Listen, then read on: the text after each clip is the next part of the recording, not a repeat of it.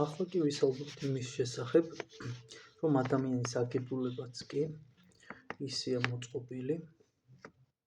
და ისე შექმნა ღმერთმა, რომ ძალაუფლების მანიშნებელი ყოფილიყო. როგორც ამ ცხოვრებაში ხელოვანი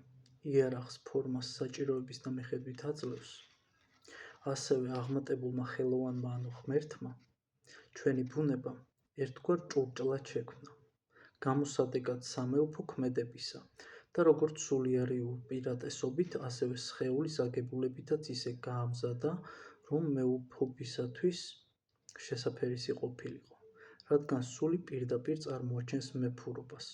უბირიმდაბიურობისაგან სრულიად განშორებულს იმით, რომ უბატონო და თვითმფლობელია და თავს საკუთარი ნებით თვითმპყრობელურად განაგებს და სხვავინ შეიძლება იყოს ასეთი გარდა მეფისა.